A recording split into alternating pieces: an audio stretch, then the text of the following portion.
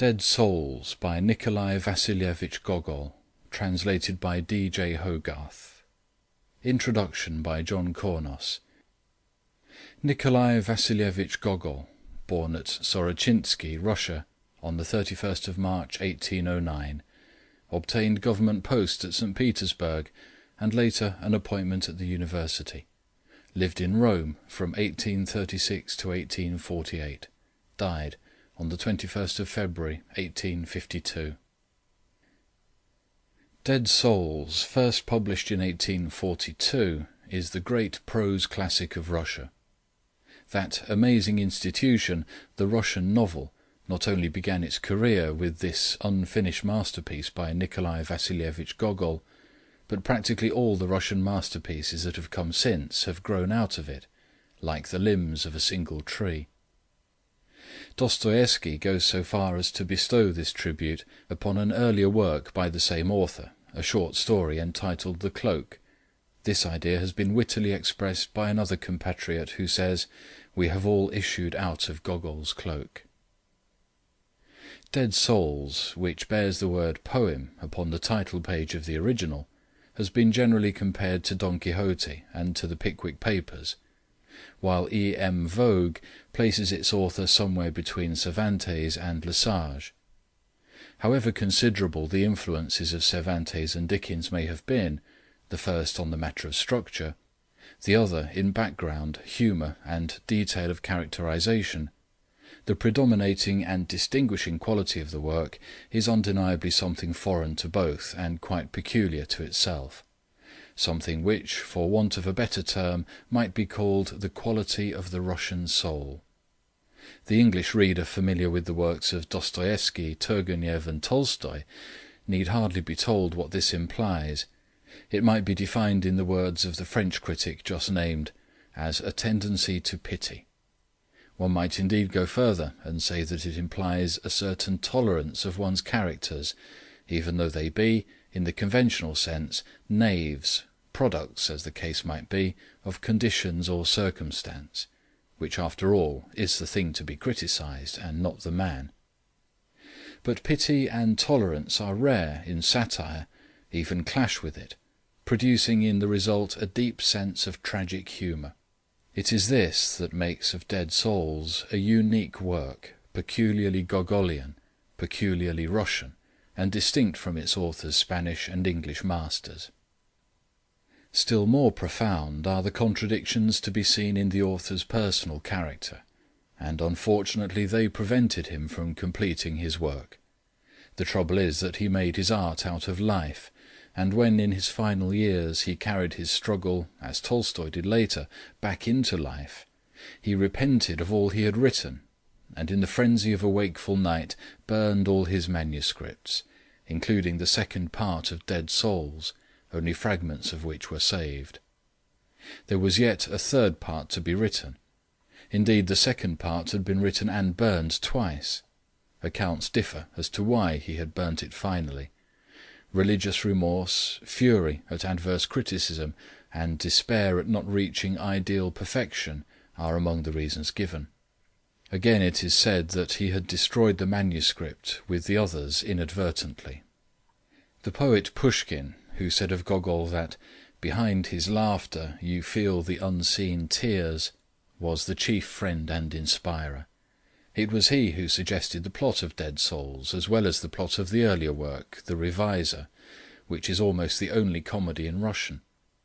The importance of both is their introduction of the social element in Russian literature, as Prince Kropotkin points out. Both hold up the mirror to Russian officialdom and the effects it has produced on the national character. The plot of Dead Souls is simple enough, and is said to have been suggested by an actual episode. It was the day of serfdom in Russia, and a man's standing was often judged by the numbers of souls he possessed. There was a periodical consensus of serfs, say once every 10 or 20 years. This being the case, an owner had to pay a tax on every soul registered at the last census, though some of the serfs might have died in the meantime. Nevertheless, the system had its material advantages. inasmuch as an owner might borrow money from a bank on the dead souls no less than on the living ones.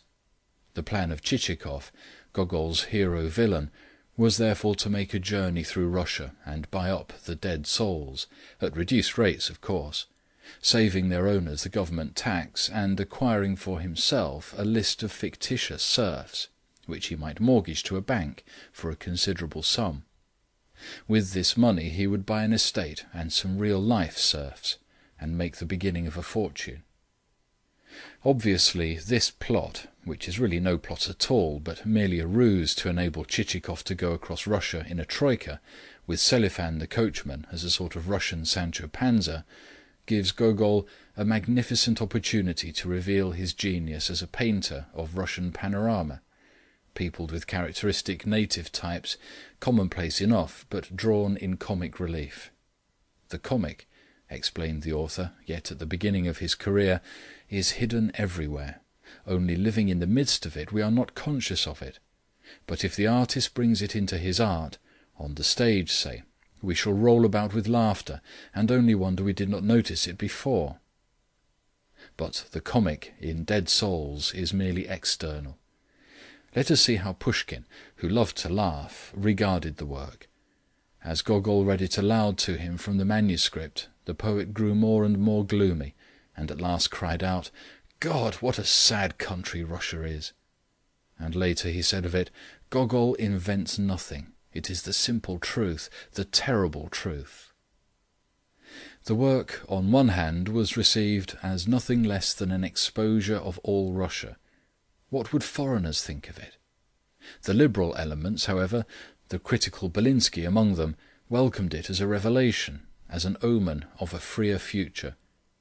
Gogol, who had meant to do a service to Russia and not to heap ridicule upon her, took the criticisms of the Slavophiles to heart, and he palliated his critics by promising to bring about in the succeeding parts of his novel the redemption of Chichikov and the other knaves and blockheads. But the Westerner, Belinsky, and others of the liberal camp were mistrustful. It was about this time, 1847, that Gogol published his Correspondence with Friends, and aroused a literary controversy that is alive to this day. Tolstoy is to be found among his apologists. Opinions as to the actual significance of Gogol's masterpiece differ. Some consider the author a realist who has drawn with meticulous detail a picture of Russia. Others, Merejkovsky among them, see in him a great symbolist. The very title, Dead Souls, is taken to describe the living of Russia as well as its dead. Chichikov himself is now generally regarded as a universal character. We find an American professor, William Lyon Phelps, of Yale, holding the opinion that no one can travel far in America without meeting scores of Chichikovs. Indeed, he is an accurate portrait of the American promoter, of the successful commercial traveller, whose success depends entirely not on the real value and usefulness of his stock in trade, but on his knowledge of human nature and of the persuasive power of his tongue. Footnote: Essays on Russian Novelists, Macmillan. End footnote. This is also the opinion held by Prince Kropotkin, who says, Chichikov may buy dead souls or railway shares, or he may collect funds for some charitable institution, or look for a position in a bank, but he is an immortal international type. We meet him everywhere. He is of all lands and of all times, but he takes different forms to suit the requirements of nationality and time. Footnote: Ideals and Realities in Russian Literature, Duckworth and Co. End footnote. Again, the work appears an interesting relation to Gogol himself. A romantic, writing of realities, he was appalled at the commonplaces of life, at finding no outlet for his love of colour derived from his Cossack ancestry. He realized that he had drawn a host of, quote, heroes, one more commonplace than another, that there was not a single palliating circumstance, that there was not a single place where the reader might find pause to rest and to console himself, and that when he had finished the book, it was as though he had walked out of an oppressive cellar into the open air. Unquote. He felt perhaps inward need to redeem Chichikov. In Merejkovsky's opinion, he really wanted to save his own soul, but had succeeded only in losing it. His last years were spent morbidly. He suffered torments and ran from place to place like one hunted, but really always running from himself. Rome was his favourite refuge, and he returned to it again and again. In 1848 he made a pilgrimage to the Holy Land, but he could find no peace for his soul. Something of this mood had reflected itself, even much earlier, in the memoirs of a madman. Quote, "O little mother, save your poor son. Look how they are tormenting him. There's no place for him on earth. He's being driven. O little mother, take pity on thy poor child." End quote. All the contradictions of Gogol's character are not to be disposed of in a brief essay. Such a strange combination of the tragic and the comic was truly seldom seen in one man. He, for one, realized that it is dangerous to jest with laughter. Everything that I laughed at became sad. And terrible, adds Merejkovsky. But earlier his humour was lighter, less tinged with the tragic. In those days Pushkin never failed to be amused by what Gogol had brought to read to him.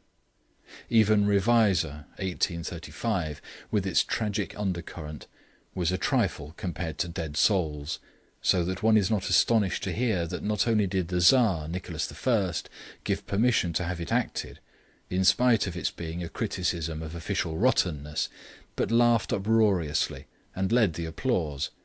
Moreover, he gave Gogol a grant of money, and asked that its source should not be revealed to the author, lest, quote, he might feel obliged to write from the official point of view. Unquote. Gogol was born at Sorochinets, Little Russia, in March 1809. He left college at 19 and went to St. Petersburg, where he secured a position as copying clerk in a government department. He did not keep his position long, yet long enough to store away in his mind a number of bureaucratic types which proved useful later. He quite suddenly started for America with money given to him by his mother for another purpose, but when he got as far as Lubeck, he turned back. He then wanted to become an actor, but his voice proved not strong enough. Later he wrote a poem, which was unkindly received. As the copies remained unsold, he gathered them all up at the various shops and burnt them in his room. His next effort, Evenings at the Farm of Dikanka, 1831, was more successful. It was a series of gay and colourful pictures of Ukraine, the land he knew and loved, and if he is occasionally a little over-romantic here and there, he also achieved some beautiful lyrical passages. Then came another, even finer series called Mirgorod, which won the admiration of Pushkin. Next he planned a History of Little Russia and a History of the Middle Ages. This last work to be in 8 or 9 volumes. The result of all this study was a beautiful and short Homeric epic in prose called Taras Bulba. His appointment to a professorship in history was a ridiculous episode in his life. After a brilliant first lecture, in which he had evidently said all he had to say, he settled to a life of boredom for himself and his pupils. When he resigned, he said joyously, "I am once more a free Cossack." Between 1834 and 1835 he produced a new series of stories, including his famous Cloak, which may be regarded as the legitimate beginning of the Russian novel. Gogol knew little about women, who played an equally minor role in his life and in his books. This may be partly because his personal appearance was not prepossessing. He is described by a contemporary as a little man with legs too short for his body.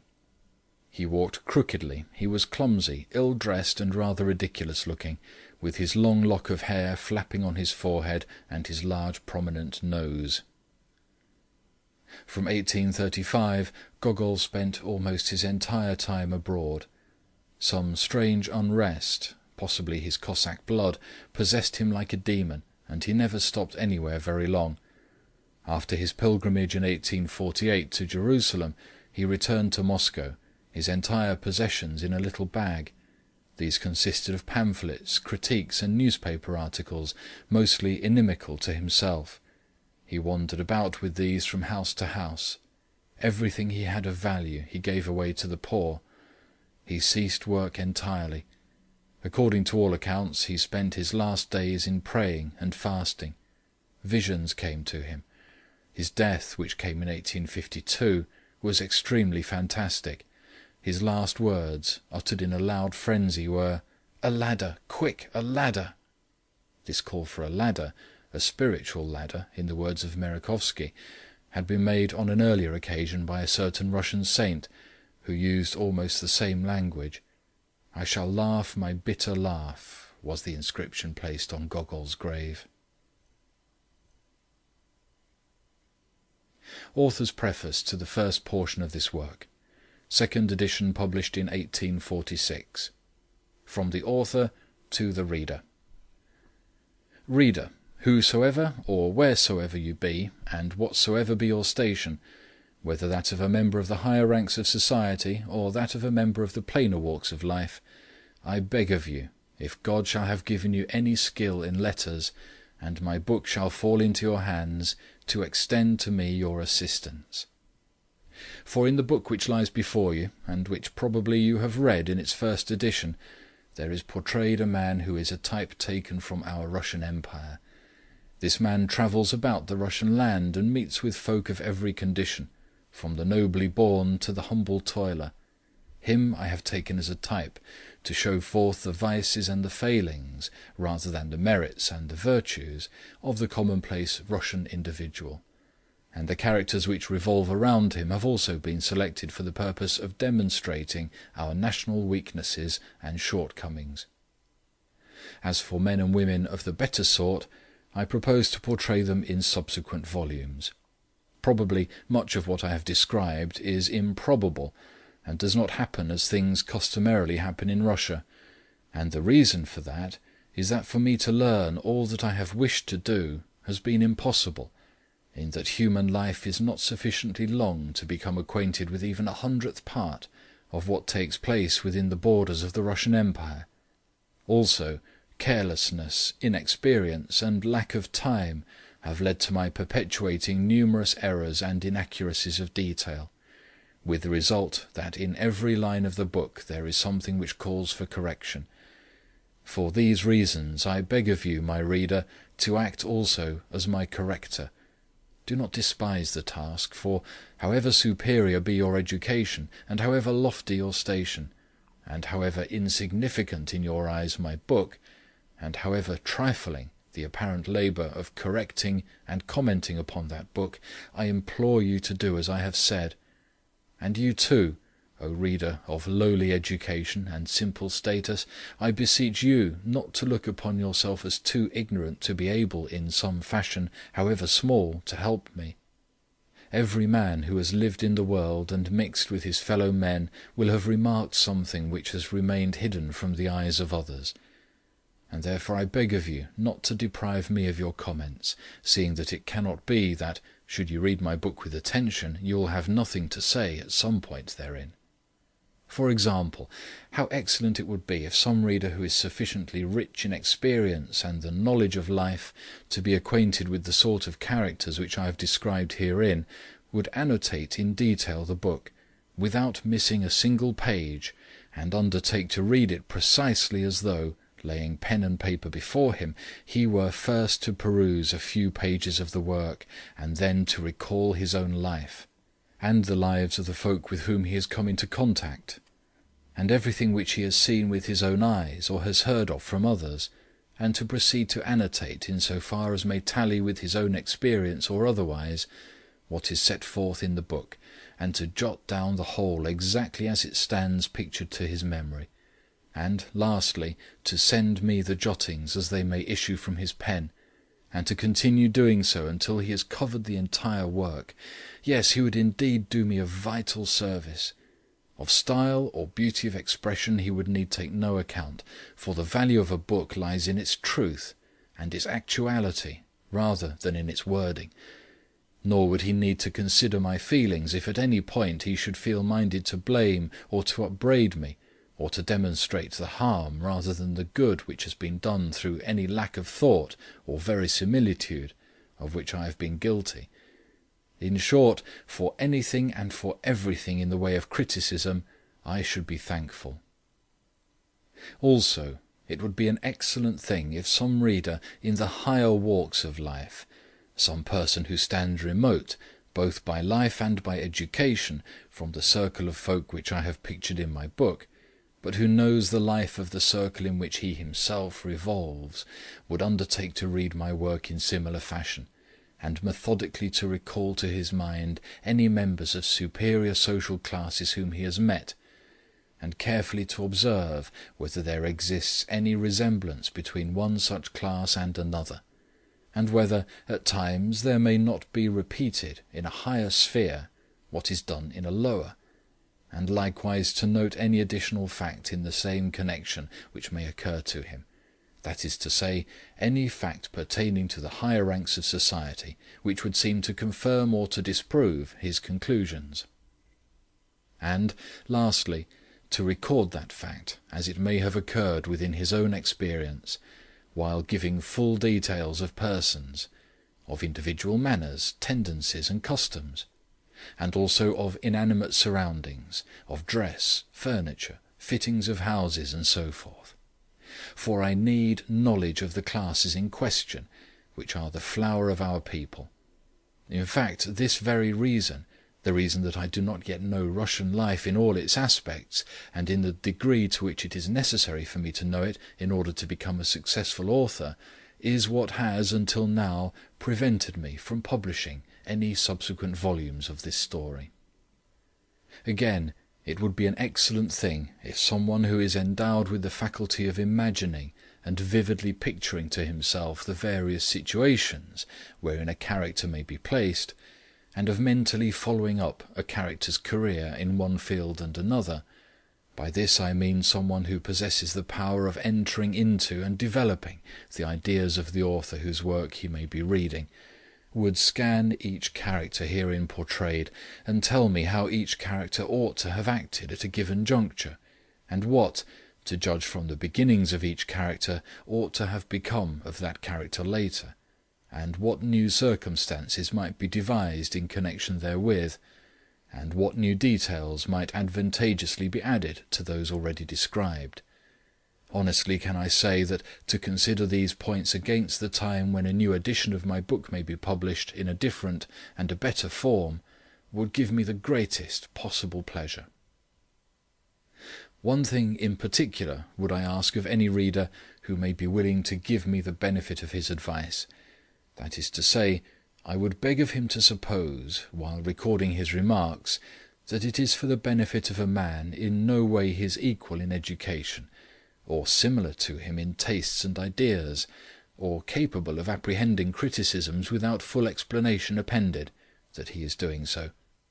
Rather would I ask such a reader to suppose that before him there stands a man of incomparably inferior enlightenment and schooling, a rude country bumpkin whose life throughout has been passed in retirement, a bumpkin to whom it is necessary to explain each circumstance in detail, while never forgetting to be as simple of speech as though he were a child, and at every step there were a danger of employing terms beyond his understanding. Should these precautions be kept constantly in view by any reader undertaking to annotate my book, that reader's remarks will exceed in weight and interest even his own expectations, and will bring me very real advantage. Thus, provided that my earnest request be heeded by my readers, and that among them there may be found a few kind spirits to do as I desire, the following is the manner in which I would request them to transmit their notes for my consideration. Inscribing the package with my name, let them then enclose that package in a second one addressed either to the Rector of the University of St. Petersburg, or to Professor Shevirev of the University of Moscow, according as the one or the other of those two cities may be the nearer to the sender. Lastly, while thanking all journalists and littérateurs for their previously published criticisms of my book, criticisms which, in spite of a spice of that intemperance and prejudice which is common to all humanity, have proved of the greatest use both to my head and to my heart, I beg of such writers again to favour me with their reviews, for in all sincerity I can assure them that whatsoever they may be pleased to say for my improvement and my instruction will be received by me with naught but gratitude. End of author's preface.